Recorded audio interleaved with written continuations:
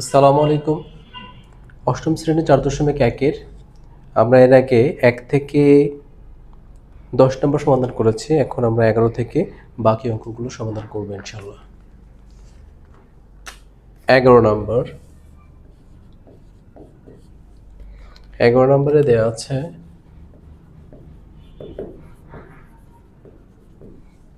আছে x plus y equal 12 and xy equal 27। অতএব মান নির্ণয় করতে হবে x minus y whole square, এটার আরেকটা পার্ট আছে x square plus y square. তো প্রথমত আমরা x minus y হোল স্কয়ারের মান বের করি। এটা সূত্র কি? অনুসিদ্ধান্ত x plus y whole square সূত্রের মাইনাস 4ab মানে xy।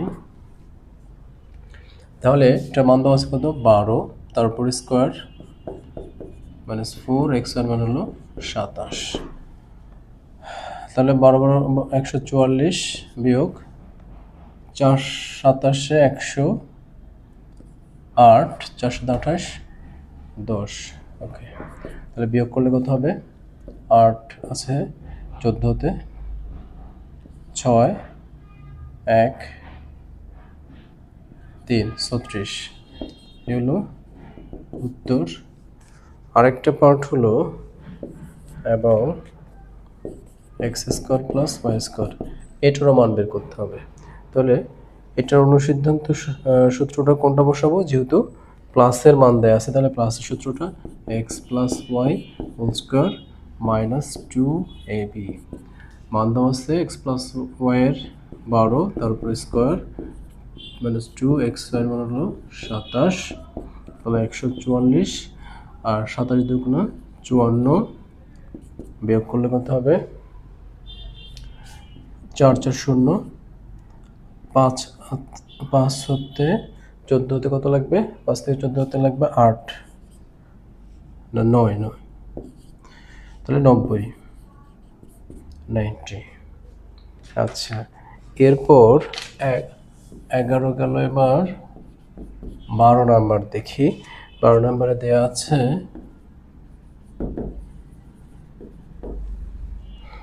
আছে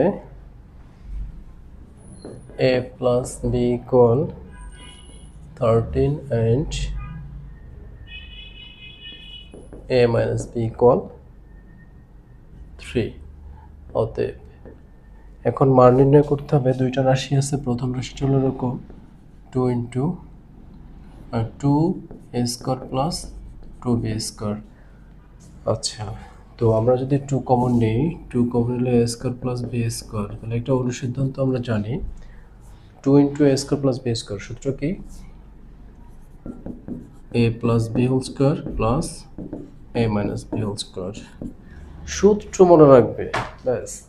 সূত্র অঙ্ক প্র্যাকটিসের মাধ্যমেই মনে থাকবে ইনশাআল্লাহ। তাহলে a প্লাস b এর মান কত?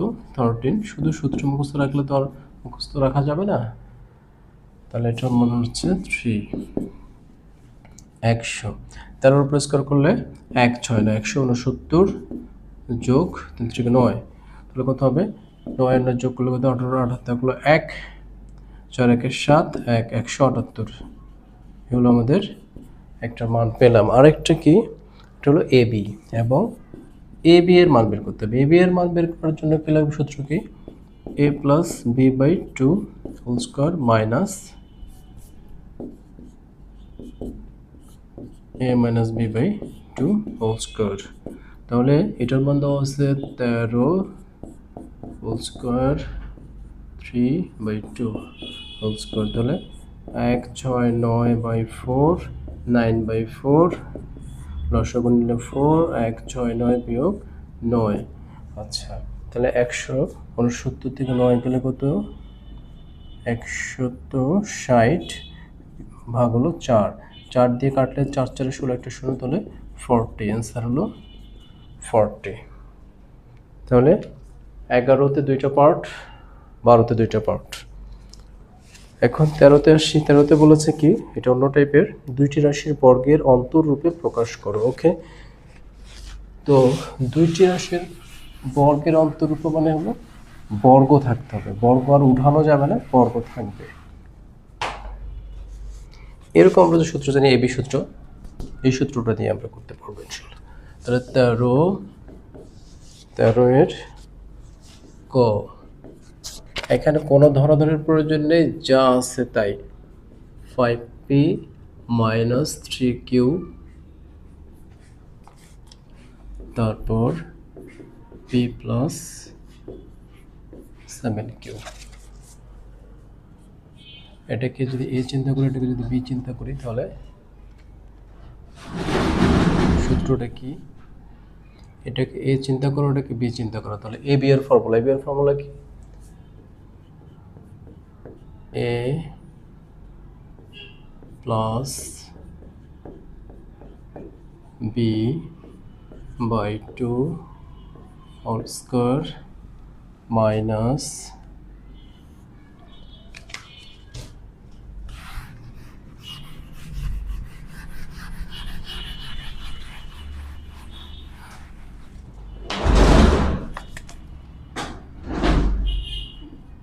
5p minus 3q p plus 7q by 2 whole squared। আমি তোমাদের বোঝানোর সুবিধার্থে কোনো লাইন স্কিপ করছি না, ভেঙে ভেঙে করছি। ব্র্যাকেট, ফার্স্ট ব্র্যাকেট না দিলেও পারতাম। তো এখন আমরা প্রথম বন্ধনীটা যদি তুলে দিই, তাহলে কী হবে? 5p minus 3q plus p plus 7q by 2 whole square, তারপর 5p minus 3q minus p minus 7q by 2 whole square। এবার যোগ বিয়োগ করে ফেলো, 5টা p আর একটা p যোগ করলে 6টা p পাবে। এখানে মাইনাস 3q আর প্লাস 7q কত হবে? বিয়োগ করলে 4q বাই 2 হোল স্কোয়ার। তারপর 5টা থেকে একটা গেলে 4টা p, এখানে 3 আর 7 যোগ করলে হবে 10q বাই 2 হোল স্কোয়ার। এখন এখান থেকে 2 কমন নাও, তাহলে কত হয়? 3p plus 2q by 2 whole square. এখান থেকে 2 কমন নাও, 2p minus 5q by 2 whole square. এই 2 কাটা, এই 2 কাটা, তাহলে কি থাকলো? 3p plus 2q whole square minus 2p minus 5q by 2 whole square. ও 2 তো কেটে গেছে, 2 থাকবে না, এটা। তাহলে বলেছিল দুইটি বর্গের অন্তর রূপে, তাহলে এটা একটা বর্গরাশি, এটা একটা বর্গরাশি, মাঝখানে একটা কি বিয়োগফল আছে, বিয়োগ চিহ্ন আছে, অন্তরফল। তাহলে দুটো কি অন্তরফল রূপে। এখন কেউ যদি ভুলে আবার এটাকে a plus b whole square সূত্র, a minus b whole square সূত্র ফেলে, তাহলে কিন্তু আর হবে না, এটা রাখতে হবে, নাহলে তো আবার আগের জায়গায় ফিরে যাবে। আচ্ছা, তাহলে ক গেল। এখন আমরা এখান থেকে 4টা অঙ্ক আছে, 4টা অঙ্কই প্রায় সেম। তো আমি এখন 4টাই করছি না, আর একটা করবো, যে কোনো ঘ নাম্বারটা করি, 13 ঘ। বাকি দুটো নিজেরা ট্রাই করবে, না হলে আমাকে কমেন্টসে জানাবে, করে দেবো ইনশাল্লাহ। তাহলে ঘ নাম্বারটা দেখি কি আছে। 5x plus 13 into 5x minus 13।